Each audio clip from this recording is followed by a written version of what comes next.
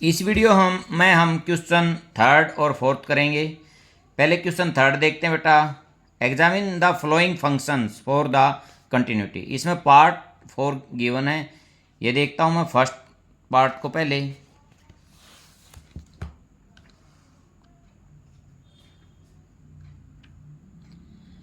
Question third A, F x is equal to X minus 5। देखो बेटा, ये क्या है? ये एक पोलिनोमियल है।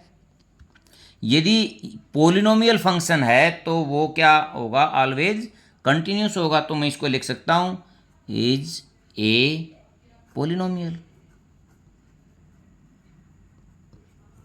ठीक है। So it is continuous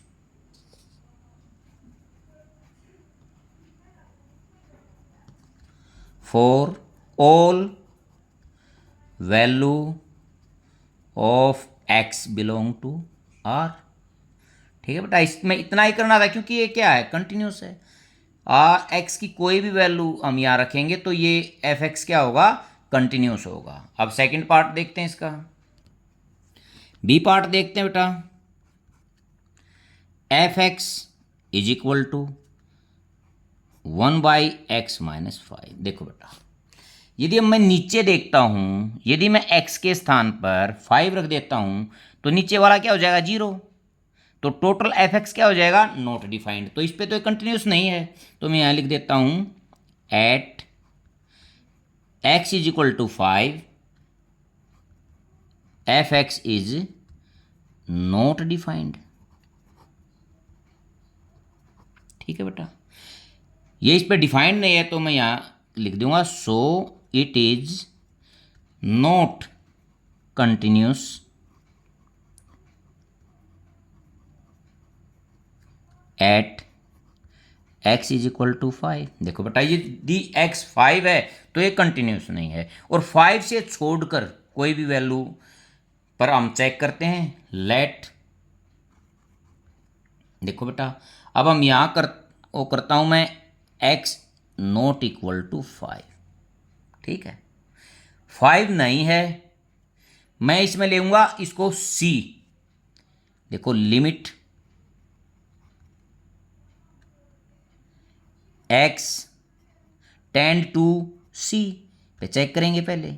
F x is equal to limit x tend to c क्या है? 1/x-5। तो इसका आंसर 1/c-5। और एक बार यहाँ एफ एक्स के स्थान पर क्या रखूँगा? c रखूँगा। देखो 1/c-5। देखो ये दोनों इक्वल हैं। इसका मतलब क्या है बेटा? जो ये फंक्शन है, यदि मैं 5 को छोड़ देता हूँ तो ये एवरी वैल्यू पर क्या है? कंटिन्यूस है। तो मैं यहाँ लिख देता हूँ F x is continuous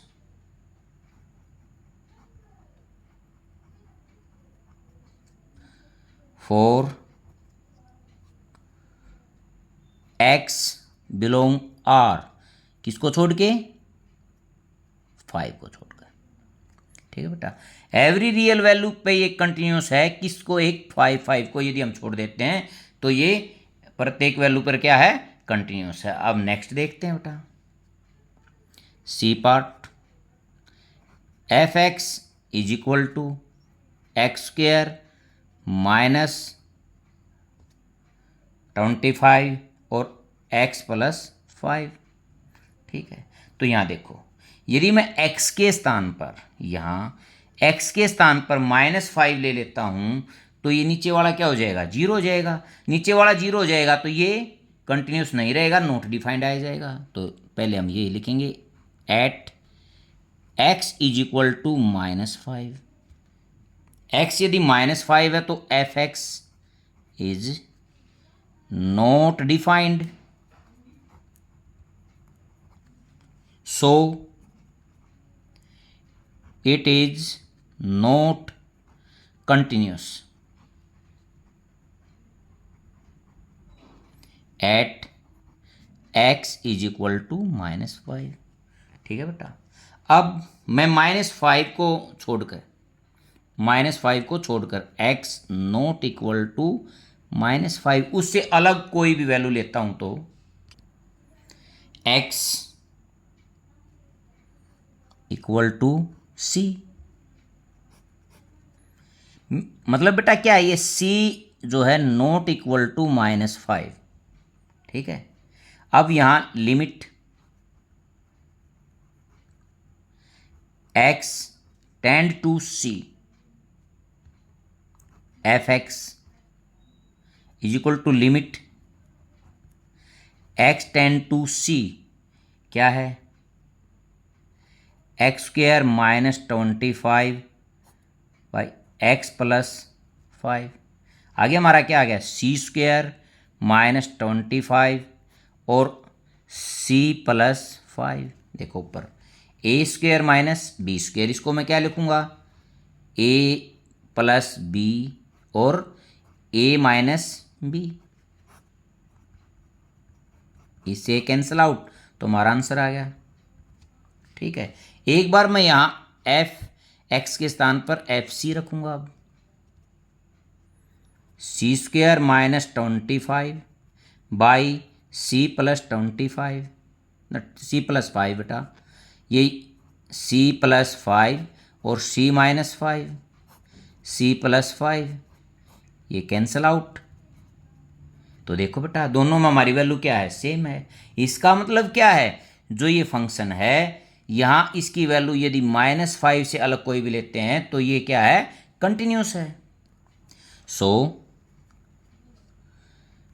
F x is continuous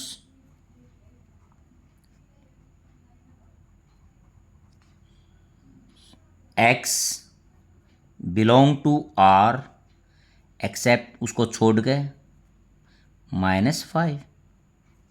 ठीक है बेटा, -5 को छोड़कर ये जो फंक्शन है एफ एक्स वो एवरी वैल्यू पर क्या है, कंटिन्यूस है। अब नेक्स्ट पार्ट देखते हैं बेटा, F x is equal to modulus of X -5। देखो यदि यहाँ मैं let X is equal to 5 तो f5 मेरा क्या हो गया, 0। 0 है, ये इनफाइनाइट या नॉट डिफाइंड नहीं है, तो इसलिए क्या होगा, यहां कंटिन्यूस होगा। ये हो गया एक तो, और दूसरा limit x tend to 5 x -5, तो 5 - 5 इज इक्वल टू 0। ठीक है बेटा, दोनों में इक्वल हो गए। तो मैं यहाँ लिखता हूँ, so f x is continuous for x is equal to 5। ठीक है। अब देखो बेटा ये मॉडुलस है, इसमें वैल्यू क्या आएगी, ऑलवेज पॉजिटिव होगी। अब 5 से अलग मैं देखता हूं, इसमें 2 केस बनाऊंगा मैं। फर्स्ट देखता हूं, at x is equal to c, इसमें इसको मैं सी को 5 से बड़ी लेता हूं। ठीक है। यदि ये सी 5 से बड़ी है तो देखो एफ सी क्या आ गई, c -5, तो क्या हो गया, मॉडुलस हटने के बाद भी यही आएगा। ठीक है, क्यों, क्योंकि c इससे 5 से बड़ी है तो पॉजिटिव रहेगा। अगर लिमिट में लेता हूं, limit x tend to c modulus x -5 is equal to c -5 is equal to c -5। ठीक है बेटा, तो इसमें भी अब क्या हो गया, ये कंटिन्यूस हो गया। अब मैं यहाँ लिखता हूँ, for f x is continuous at x is equal to c, कौन सा सी, 5 से बड़ा। अब सेकंड केस देखता हूं मैं इसका। देखो यहां at x is equal to c पर लेस देन 5। ठीक है, लेस देन 5। देखो बेटा F C is equal to modulus C minus 5। देखो बात सुनो, इसकी वैल्यू क्या आएगी, इसकी वैल्यू ऑलवेज पॉजिटिव होगी। पॉजिटिव होगी तो 5 माइनस सी करूंगा, क्योंकि 5 क्या है बड़ा, सी क्या है छोटा, बड़े में से छोटा करूंगा तो तभी पॉजिटिव बचेगा ना। ठीक है, अब इसमें लिमिट रखता हूं, limit x tend to c f x is equal to limit x tend to c x minus 5 का मॉडुलस, तो ये क्या गया c minus 5 is equal to 5 minus c. ठीक है, तो बेटा इसको भी मैं लिख सकता हूं F x is continuous at x is equal to C less than 5। कई बच्चों को ये प्रॉब्लम होगी कि किस प्रकार लिख दिया। देखो बेटा बात सुनो, मैं इसको एग्जाम्पल से समझाता हूँ। यदि x 7 है, ठीक है, तो यहाँ मैं करूँगा f7 करूँगा तो c7 माइनस 5 क्या हो गया पॉजिटिव। ठीक है, और यदि x 2 है, ठीक है, 5 से छोटा हो गया, तो यहाँ मैं यदि इस प्रकार करूँगा, यदि मैं 2 माइनस 5 करूँगा तो क्या आएगा नेगेटिव आएगा। इसलिए इसको पॉजिटिव करने के लिए यहाँ मैं f2 मैं करूँगा तो इसको करूँगा 5 माइनस 2, अब 3 हो गया। क्या ये पॉजिटिव है। ठीक है, क्योंकि मॉडुलस में वैल्यू हमेशा क्या आती है ऑलवेज पॉजिटिव होती है। ठीक है बेटा, देखो इसमें ये बड़ा था तो मैंने c इसमें क्या रखा आगे रखा, इसमें c की जो वैल्यू है 5 से छोटी है, c की वैल्यू जो है 5 से छोटी है, 5 से c की वैल्यू छोटी है, इसलिए 5 को मैंने आगे रखा, क्योंकि यहां मेरे को रिजल्ट क्या लेके आना, टोटल रिजल्ट पॉजिटिव लेके आना। टोटल रिजल्ट पॉजिटिव कब आएगा, जब 5 में से c को सब्ट्रैक्ट करूंगा। इसी प्रकार मैंने यहाँ 2 वैल्यू रख के आपको दिखा दी हैं। 7 रखा तो मैंने आगे c लिया, और जब 2 तो आगे मैंने 5 लिया। ठीक है बेटा, ये क्वेश्चन हमारा कंप्लीट हो गया। नेक्स्ट क्वेश्चन देखते हैं, क्वेश्चन 4 देखते हैं बेटा। देख, prove that the function f x is equal to x की power n is continuous at x is equal to n where n is a positive integer. देखो बेटा इसमें क्या दे दिया, x is equal to n। इसमें यदि इस टाइप का कोई होता तो इसमें तीनों रखता मैं। देखो बात सुनो, यहाँ क्या है मेरे पास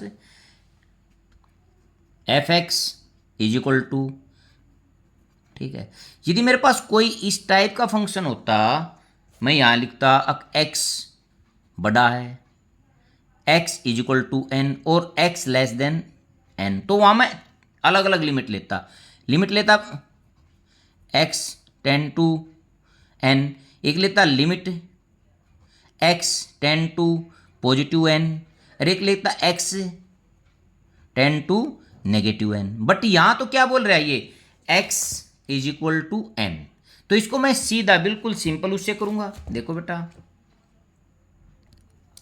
eight x is equal to n, तो f n is equal to n की पावर n। ठीक है बेटा, और limit tend to x tend to n F x is equal to limit x tend to n x की power n, तो ये मेरा क्या गया n की पावर n।